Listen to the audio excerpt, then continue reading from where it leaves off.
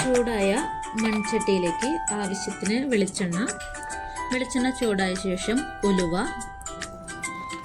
നീളത്തിലരിഞ്ഞ ഇഞ്ചി, വെളുത്തുള്ളി, ചുവന്നുള്ളി,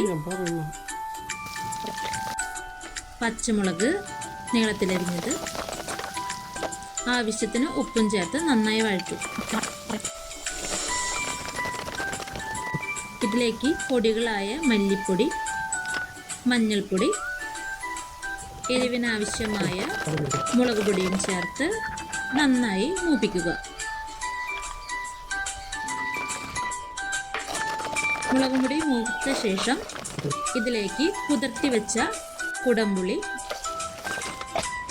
ആവശ്യത്തിന് വെള്ളവും ഒഴിച്ച് നന്നായി തിളപ്പിക്കുക.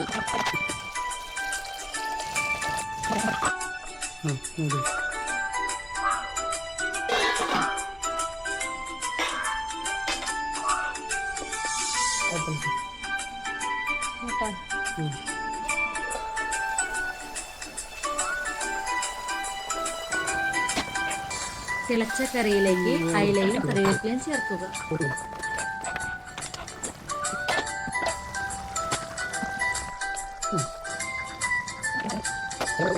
ഇതാ നമ്മുടെ മുമ്പിൽ സ്വാദിഷ്ടമായ അയിലക്കറി.